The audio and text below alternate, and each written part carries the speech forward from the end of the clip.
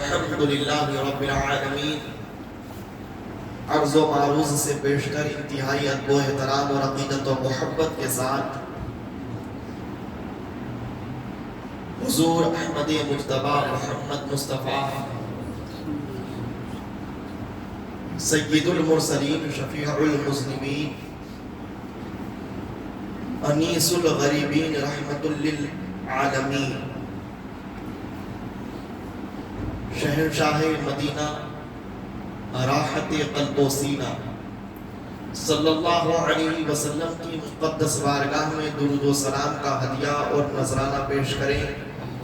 پڑھیے با آواز بلند اللہم صلی علی سیدنا و شفیعنا و حبیبنا و مولانا محمد وعد الجود والکرم و آلہ و اصحابہ و بارک وسلم صلاة و سلام علیک یا رسول اللہ صلی اللہ تعالی علیہ وسلم۔ نکاح کے عنوان پر خطاب میں بیان کیا گیا کہ نکاح وہ ایک ایسی عظیم نعمت اور سرکار کی سنت ہے کہ اس کے صدقے و طفیل میں انسان اپنے باطن کے اعتبار سے اجلا ستھرا اور اپنے باطن کے اعتبار سے پاکیزہ ہو جاتا ہے۔ اس کا باطنی وجود گناہوں سے، خطاؤں سے، لغزشوں سے، آلائشوں سے محفوظ ہو جاتا ہے۔ میرے آقا نبی کریم صلی اللہ علیہ وسلم نے جوانوں کو خطاب کرتے ہوئے فرمایا یا معاشر الشباب من استطاع منکم الباءۃ فلیتزوج فإنه أغض للبصر وأحسن للفرج۔ ہمارے اور آپ کے آقا و مولا جوانوں کو خطاب کرتے ہوئے فرما رہے یا معاشر الشباب، اے جوان مسلموں، اے جوانوں،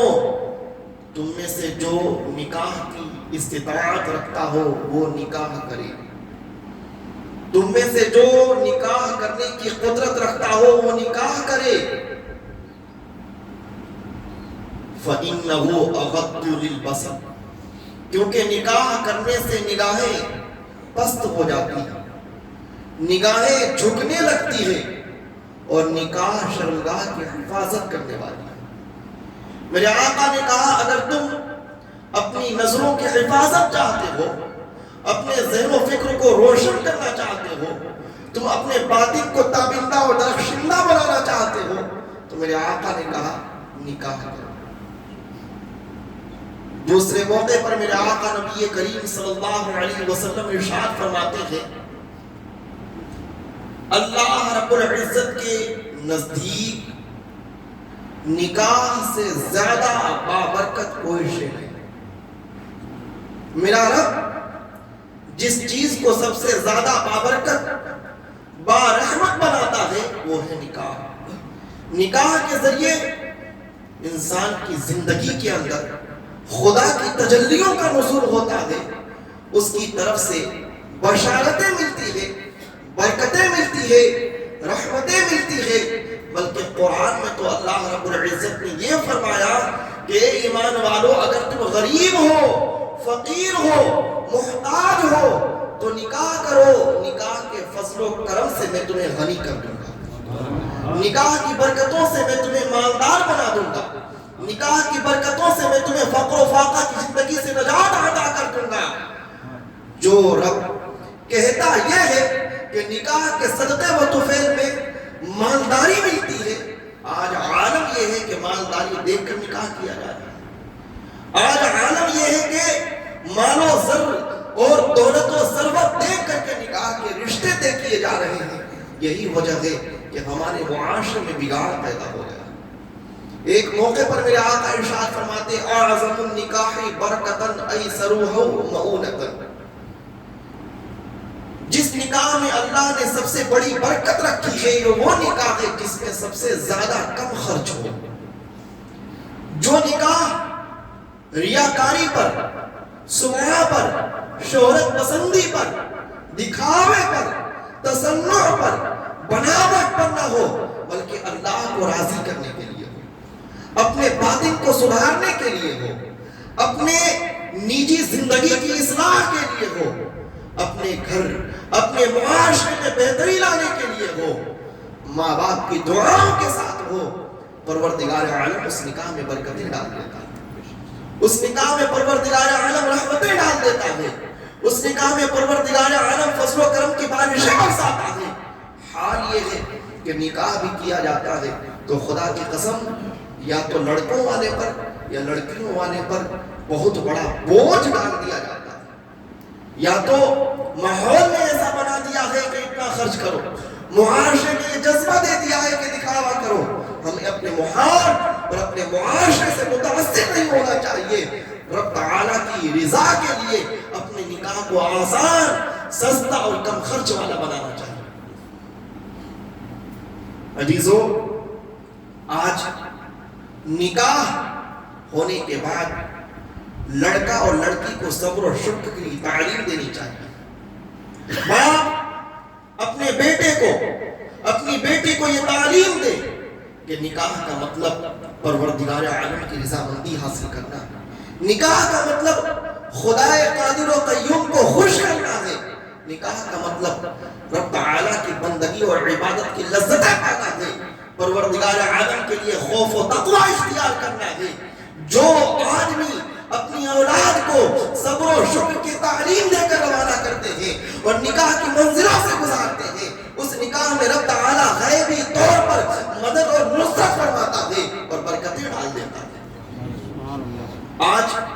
مجھے بڑے افسوس کے ساتھ کہنا پڑتا ہے، میں نے کتنے ہی معاملات نکاح کے دیکھے، میں فتویٰ بھی لکھتا ہوں، طلاق کے مسائل بھی لکھتا ہوں، میں نے سینکڑوں فتاوے اب تک دیے ہیں، کہیں پر دیکھنے کو ملا یا تو لڑکی کے والدین لڑکی کو چڑھا رہے ہیں، یا لڑکے کے والدین لڑکے کو تیور اپنانے کے لیے کہہ رہے ہیں۔ نہ کہیں صبر کی دولت ہے، نہ کہیں شکر کی دولت ہے۔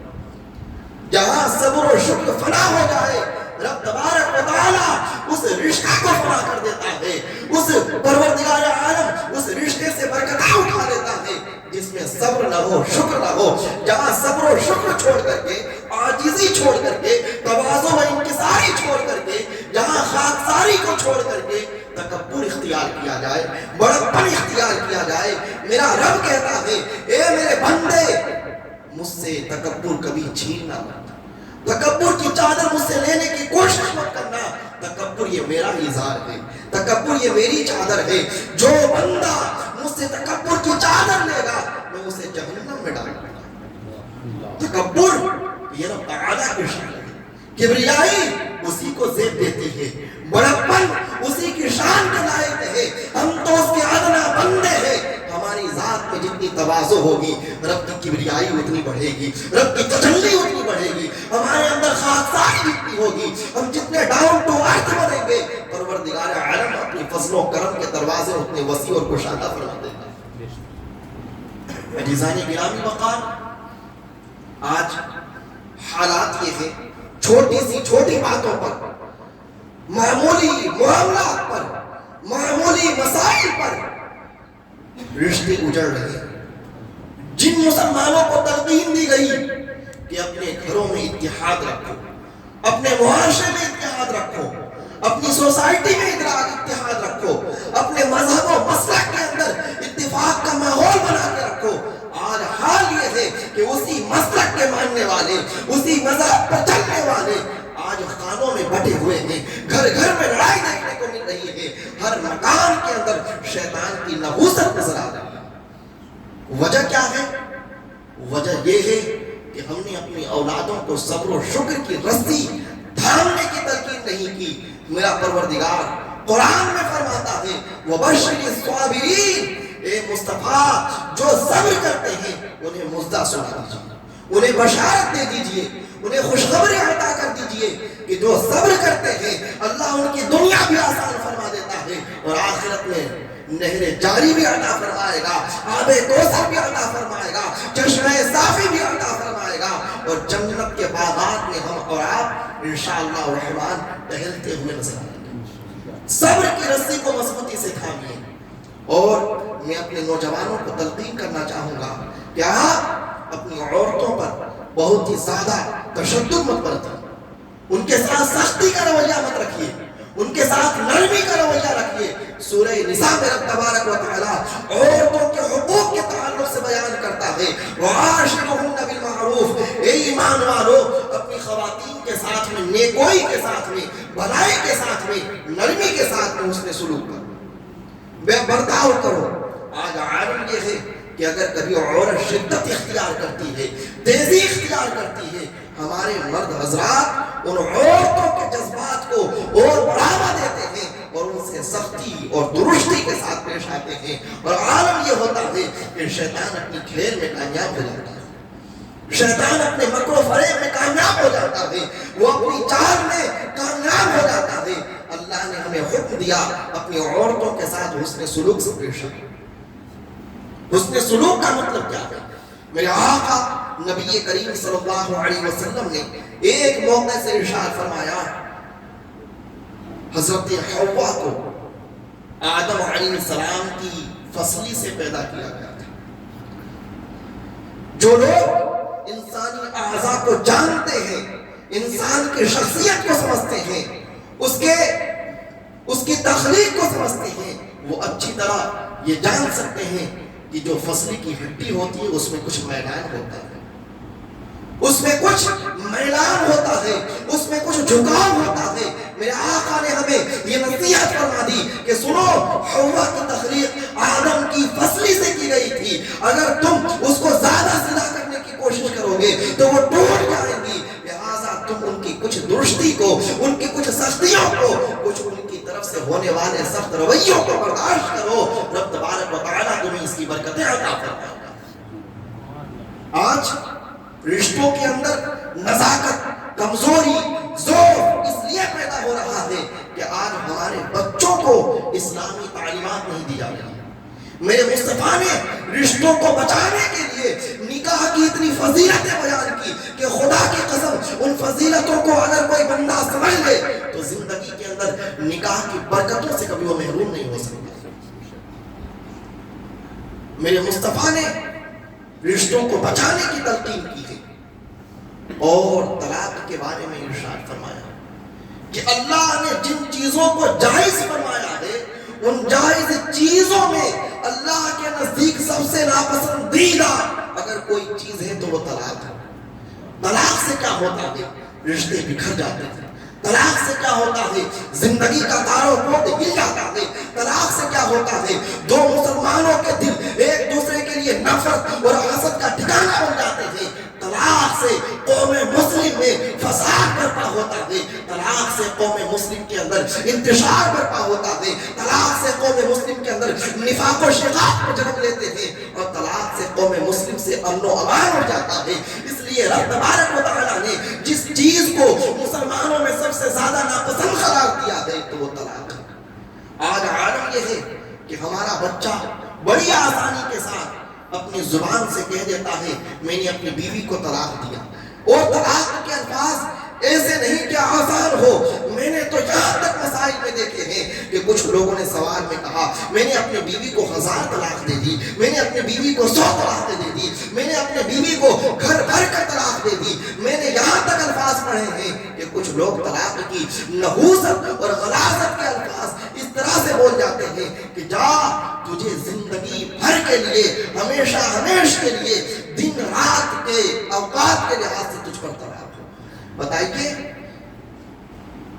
اتنے خطرناک حالات قوم مسلم میں پیدا ہو چکے ہیں، وجہ یہ ہے کہ نکاح کی برکتوں کو نہیں پڑھایا گیا۔ میرے آقا نبی کریم صلی اللہ علیہ وسلم نے نکاح کی فضیلتیں بیان کی، وَعَاشِرُهُنَّ بِالْمَعْرُوفِ، عورتوں کے ساتھ بھلائی سے پیش آؤ، نیکوئی سے پیش آؤ۔ اور میں اپنی خواتین کے لیے بھی پیغام دینا چاہوں گا، اپنی خواتین کو بھی یہ تلقین کرنا چاہوں گا، آپ اپنے گھروں کی طرف جب جائیے تو انہیں یہ نصیحت کیجئے جو نصیحت میرے مصطفیٰ نے کی ہے۔ میرے آقا نبی کریم صلی اللہ علیہ وسلم نماز عید میں تمام مردوں کو نصیحت کرنے کے بعد میں جب عورتوں کے قریب سے گزر رہے ہیں تو حضرت ام عطیہ نے کہا یا رسول اللہ ہم خواتین کو بھی کچھ نصیحت کر دیجئے، ہم خواتین کو بھی کچھ واعظ فرما دیجئے، ہم خواتین اسلام کو بھی کچھ دروس اسلام عطا کر دیجئے۔ میرے آقا نبی کریم صلی اللہ علیہ وسلم نے اس موقع سے جو خطبہ ارشاد فرمایا، وہ خطبہ اپنی گھروں کی خواتین کو، اپنی بچیوں کو سناؤ۔ میرے آقا نے ارشاد فرمایا، یا معشر النساء انی اریدکن اکثر اہل النار۔ اے عورتوں، تم خطبہ سننا چاہتی ہو تو سنو، میں نے جہنم میں سب سے زیادہ تعداد تم عورتوں کی دیکھی۔ جب میں نے جہنم کو دیکھا، جنت کو دیکھا، کائنات عالم کو مجھ پر منتشر کر دیا گیا، جمیع ما کان و ما یکون رب تعالیٰ نے مجھ پر کھول دیے، اور میں نے آسمان و زمین کے تمام طبقات کا نظارہ کیا، تو جب جہنم کی میں نے وادیوں کو دیکھا تو سب سے زیادہ تعداد اس میں مجھے عورتوں کی نظر آئی۔ بخاری کی یہ حدیث ہے۔ میرے آقا ارشاد فرماتے ہیں سب سے زیادہ تعداد جہنم میں میں نے تم خواتین کو دیکھی۔ خواتین اسلام، ان صحابیات نے مصطفیٰ کی بارگاہ میں عرض کیا، یا رسول اللہ ایسا کیوں ہوا کہ جہنم میں سب سے زیادہ تعداد مردوں کے مقابلے میں عورتوں کی ہوگی؟ میرے آقا نے ارشاد فرمایا، سنو، کیا ایسا نہیں ہے کہ تم دین کے معاملے میں بھی ادھوری ہو اور عقل کے معاملے میں بھی ادھوری ہو؟ صحابیات نے کہا، یا رسول اللہ کچھ اور وضاحت فرما دیجئے کہ ہمارا دین ادھورا کیسے رہ جاتا ہے، ہماری عقل ادھوری کیسے رہ جاتی ہے؟ میرے آقا نے ارشاد فرمایا، سنو، تکفرن العشیر وتکفرن اللعن، کہ تم اپنے شوہروں کی نافرمانیاں کرتی ہو اور لعن طعن کے کلمات زیادہ بولتی ہو۔ تم اپنے شوہروں کی بے انتہا نافرمانیاں کرتی ہو اور لعن طعن کے کلمات زیادہ بولتی ہو۔ جس شوہر کے بارے میں رب تبارک و تعالیٰ نے اتنی فضیلت بیان کی ہے، تم ان کی فضیلتوں سے پوشیدہ رہتی ہو، اپنی عقلوں پر پردے ڈال لیتی ہو۔ میرے آقا نے کیا ارشاد فرمایا کہ اگر میں اپنی امت میں کسی کو کسی کے لیے سجدہ کرنے کا حکم دیتا تو میں اپنی امت کی عورتوں کو حکم دیتا کہ وہ اپنے شوہروں کو سجدہ کریں۔ میں اپنی امت کی خواتین کو حکم دیتا کہ وہ اپنے شوہروں کو سجدہ کرے، بلکہ مجھے کہنے دیا جائے کہ خدا کی قسم نکاح کے بعد میں عورت پر سب سے بڑا حق اس کے شوہر کا ہوتا ہے، یہاں تک کہ اس کے باپ سے بھی بڑھ کر حق اس کے شوہر کا ہو جاتا ہے۔ فقہا نے کتابوں میں لکھا ہے کہ اگر کسی لڑکی سے ملنے کے لیے اس کا باپ آئے تو وہ لڑکی پہلے اپنے شوہر سے اجازت لے کہ کیا میں اپنے ابا جان سے ملاقات کر سکتی ہوں۔ اگر شوہر اجازت دے تو وہ ملاقات کرے۔ جس عورت پر اللہ نے سب سے بڑا حق شوہر کا رکھا ہے، اسی شوہر کی وہ نافرمانی کر دیتی ہے، اسی کی وہ لعن طعن کرتی ہے۔ اور بخاری کی ایک حدیث یہ بھی ہے، میرے آقا نے ارشاد فرمایا، اگر کوئی انسان پوری زندگی کسی عورت کے ساتھ میں، اپنی بیوی کے ساتھ میں حسن سلوک کرتا رہے، اچھے معاملات برتتا رہے، اگر وہ سے ایک نقصان، ایک ضرر، ایک تکلیف اپنے شوہر کی طرف سے ملتی ہے تو وہ کہہ دیتی ہے کہ میں نے جب سے ان سے نکاح کیا ہے زندگی میں کبھی کوئی خیر نظر نہیں آیا۔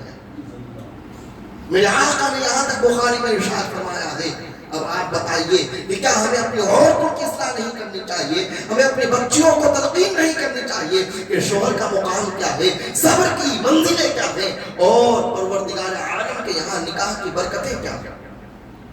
آج بڑی آسانی کے ساتھ میں ہم اپنی خواتین کو ان کی غلط کاریوں پر، ان کی غلط فہمیوں پر چڑھاوا دے دیتے ہیں۔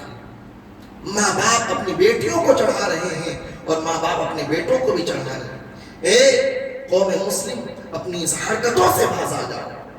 اپنی اس خطاؤں سے باز آ جاؤ، اپنی لغزشوں سے باز آ جاؤ۔ میرے آقا جب عورتوں کو خطاب کر رہے ہیں فرماتے ہیں، سنو، تمہارا دین بھی ادھورا ہے، تمہاری عقلیں بھی ادھوری ہیں، اور حال تمہارا یہ ہے کہ تم اپنی شوہروں کی نافرمانی کرتی ہو اور تم لعن طعن کی کلمات زیادہ بولتی ہو۔ جب تم پر کوئی آفت پڑتی ہے تم فوراً کسی کو لعن طعن کر دیتی ہو، کسی کے بارے میں اپنی زبان کھول دیتی ہو، حقوق العباد میں گرفتار ہو جاتی ہو، اپنے شوہر، اپنے بھائی، اپنے باپ اور دیگر رشتہ داروں کے تعلق سے تمہاری زبان بے باک ہو جاتی ہے، تم لعن طعن زیادہ کرتی ہو۔ جب حقوق العباد میں تم گرفتار رہو گی تو قیامت کے دن جہنم میں تعداد تمہاری ہی زیادہ ہوگی۔ اور آقا نے خواتین کو جب نصیحت کی، حضرت ام عطیہ کہتی ہیں کہ میں نے آقا سے پوچھا یا رسول اللہ ہمارا دین ادھورا کیسے رہ جاتا ہے؟ میرے آقا نے فرمایا اے خواتین کیا تم پر ایک لمحہ ایسا نہیں گزرتا ہے، وہ زمانہ نہیں آتا ہے جس میں اللہ کی طرف سے حکم ہوتا ہے کہ تم نماز بھی مت پڑھو روزے نہیں رکھو، تمہارے مقابلے میں مرد جب سے بالغ ہوتا ہے اس کے مرنے تک نمازیں بھی اس پر فرض ہیں، روزے بھی اسے ہمیشہ رکھنے ہیں، لیکن تمہارا حال یہ ہے کہ تمہیں ایک لمحہ اس وقت جب حیض کے ایام ہوتے ہیں تمہیں نمازوں سے بھی دور رہنا پڑتا ہے، خدا کی بندگی جو نماز میں ہے اس سے تمہیں دور رہنا پڑتا ہے، اسی لیے مردوں کے مقابلے میں تمہاری عبادت نماز میں کم ہوگی اور عورتوں کی عبادت کی لسٹ عورتوں کی عبادت کم ہوگی اور مردوں کی عبادت زیادہ ہوگی۔ اس لیے میرے آقا نے عورتوں کو کہا کہ جب تمہارا حال یہ ہے کہ تمہاری بندگی کم ہو جاتی ہے نماز میں مردوں سے، تو تم اپنے شوہر کی خدمت کر کر اپنی بندگی کو بڑھاؤ، اپنی عبادت کو بڑھاؤ، شوہر کی خدمت کر کے اپنے تقویٰ کو بڑھاؤ، شوہر کو خوش کر کے اپنی زندگی میں برکتیں بٹورو اور شوہر کی اطاعت و فرمانبرداری کے ذریعے اللہ رب العزت کی بارگاہ میں بلند درجات اور بلند مقام حاصل کرو۔ اس لیے کہ شوہر کی اطاعت یہ وہ اطاعت ہے جس میں تمہارا کوئی شریک نہیں، بلکہ مصطفیٰ نے ارشاد فرمایا ہے کہ جو عورت اپنے شوہر کی اطاعت کرے گی وہ ڈائریکٹ جنت میں جائے گی، نہ اس سے نمازوں کا حساب ہوگا نہ روزوں کا حساب ہوگا۔ سب سے بڑی بندگی ایک عورت کے حق میں کیا ہے؟ اپنے شوہر کی اطاعت و فرمانبرداری۔ تو میرے آقا نے عورتوں کو بھی نصیحت کی، مردوں کو بھی نصیحت کی اور پورے معاشرے کو پرامن اور خوبصورت بنانے کے تعلیمات ہدایت عطا فرما دیے ہیں۔ اس لیے میرے نوجوانوں نکاح کی رشتے کو معمولی رشتہ نہ سمجھنا اور نکاح کی برکتوں سے کبھی محروم ہونے کی کوشش مت کرنا، بلکہ اپنی زندگی کے آخری دم تک جو نکاح میں عورتیں تمہارے ساتھ آ چکی ہے ان سے نبھائیے، ان کی اصلاح کیجیے اور ان سے حسن سلوک برتیے، ان کو خوش رکھیے اور ان کی زندگی میں تمہارے لیے جو رزق رکھا گیا ہے وہ رزق تمہیں تمہارے ذریعے سے ان تک پہنچتا کرنا۔ پروردگار عالم ہم سبوں کو راہ صراط مستقیم پر رکھے، گناہوں سے بچائے اور ہمارے معاشرے کو نکاح کی برکتیں عطا فرمائے اور طلاق جیسی وبا اور نحوست سے ہمارے گھروں کو محفوظ رکھے۔ وما علینا الا